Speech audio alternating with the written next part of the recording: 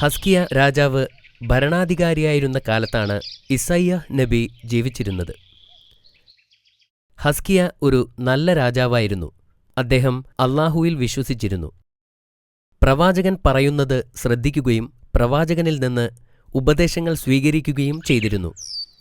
നല്ല ഒരു രാജഭരണത്തിന് കീഴിൽ രാജ്യം സമൃദ്ധമാവുകയും ആളുകൾ അദ്ദേഹത്തെ ഇഷ്ടപ്പെടുകയും ചെയ്തിരുന്നു. ഒരു ദിവസം രാജാവ് കാലിന് അസുഖം ബാധിച്ച് കിടപ്പിലായി. ഈ സമയത്താണ് ഞെട്ടിക്കുന്ന ആ വാർത്ത കേട്ടത്. ഒരു ദൂതൻ കൊട്ടാരത്തിൽ ഓടിച്ചെന്ന് വിളിച്ചു പറഞ്ഞു, ബാബിലോണിലെ രാജാവായ സീനാരിബ് നമ്മെ ആക്രമിക്കാൻ വരുന്നു. അത് സത്യമായിരുന്നു. ദുഷ്ടനായ രാജാവ് സീനാരിബ് തന്റെ 6000-ഓളം വരുന്ന സൈന്യവുമായി ഇസ്രായേലിനെ സമീപിക്കുകയായിരുന്നു. ഈ വാർത്ത കേട്ട് രാജാവ് വിഷമിച്ചു. അദ്ദേഹം പ്രവാചകനോട് ചോദിച്ചു, സീനാരിബിനെയും സൈന്യത്തെയും കുറിച്ച് എന്താണ് അല്ലാഹു വെളിപ്പെടുത്തിയത്?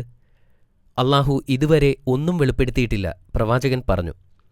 രാജാവ് സങ്കടപ്പെട്ടു. യുദ്ധം ചെയ്യേണ്ടി വന്നാൽ സുഖമില്ലാത്ത കാലുമായി പൊരുതാൻ അദ്ദേഹത്തിന് കഴിയുമായിരുന്നില്ല. ആ രാത്രിയിൽ പ്രവാചകൻ പ്രാർത്ഥിച്ചുകൊണ്ടിരുന്നപ്പോൾ അല്ലാഹുവിൽ നിന്നൊരു വെളിപ്പെടുത്തലുണ്ടായി.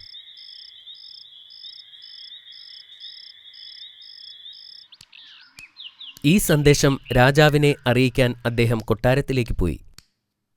ഹസ്കിയയുടെ മരണം അടുത്തിരിക്കുന്നുവെന്നും അതുകൊണ്ട് ഒരു പിൻഗാമിയെ നിയമിക്കണം എന്നും അല്ലാഹു പ്രവാചകനോട് പറഞ്ഞതായി പ്രവാചകൻ രാജാവിനോട് പറഞ്ഞു. പ്രവാചകൻ ഇത് അദ്ദേഹത്തോട് പറഞ്ഞപ്പോൾ രാജാവ് ഖിബിലയിലേക്ക് തിരിഞ്ഞു ആത്മാർത്ഥതയോടെ പ്രാർത്ഥിക്കാൻ തുടങ്ങി. ലോകനാഥനായ അല്ലാഹുവേ, ഞാൻ ചെയ്യുന്നതിനേക്കാൾ നന്നായി നിനക്കറിയാം.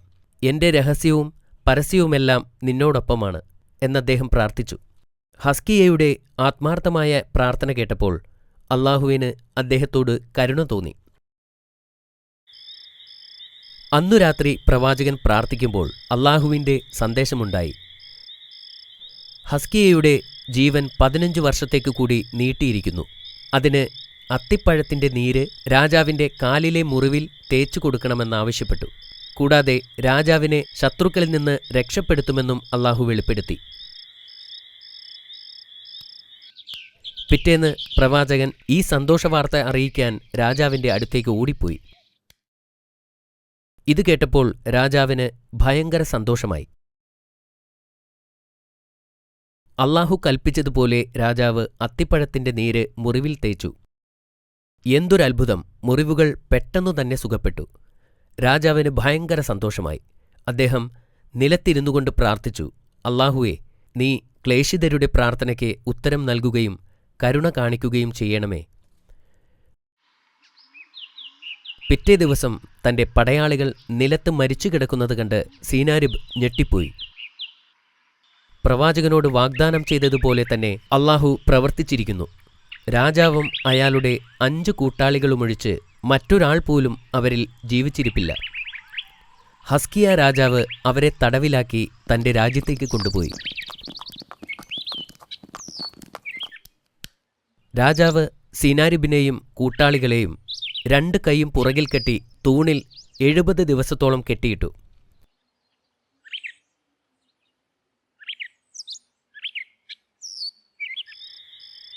എഴുപത് ദിവസത്തിനു ശേഷം അല്ലാഹു പ്രവാചകനോട് സീനാരിബിനെയും കൂട്ടാളികളെയും അവരുടെ രാജ്യത്തേക്ക് വിട്ടയക്കാൻ കൽപ്പിച്ചു.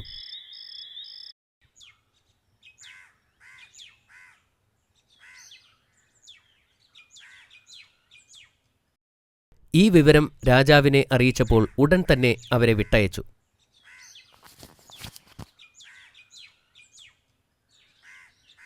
സീനാരിബ് തന്റെ രാജ്യത്തെത്തിയതിനു ശേഷം മന്ത്രിമാരെയും ഉപദേഷ്ടാക്കളെയും ഉൾപ്പെടെ എല്ലാവരെയും ഒരുമിച്ച് കൂട്ടി.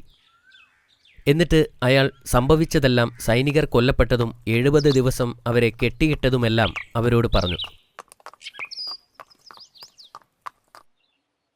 പുരോഹിതന്മാർ മുന്നോട്ട് വന്നുകൊണ്ട് രാജാവിനോട് പറഞ്ഞു, അവരുടെ ദൈവത്തെപ്പറ്റിയും പ്രവാചകനെപ്പറ്റിയും ഞങ്ങൾ നിങ്ങൾക്ക് ഇതിനു മുമ്പ് മുന്നറിയിപ്പ് നൽകിയിട്ടുണ്ടായിരുന്നു.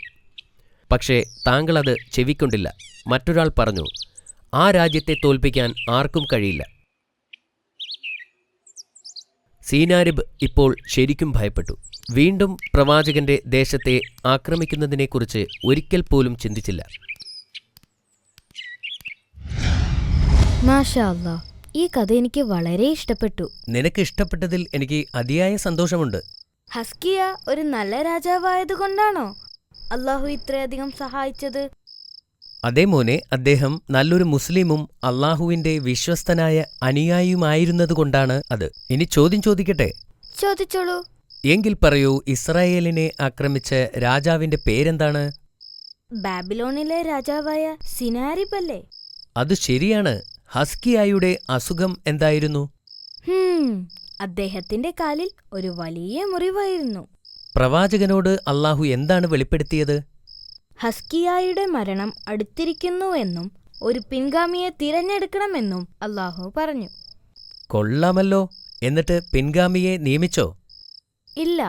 ഹസ്കിയ അള്ളാഹുവിനോട് പ്രാർത്ഥിച്ചപ്പോൾ അള്ളാഹു അദ്ദേഹത്തിന്റെ രോഗം സുഖപ്പെടുത്തുകയും ഇനിയും 15 വർഷം കൂടി ജീവിക്കാൻ അനുവദിക്കുകയും ചെയ്തു.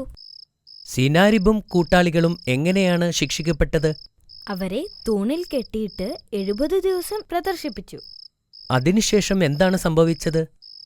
അവരെ ബാബിലോണിലേക്ക് മടക്കി അയച്ചു.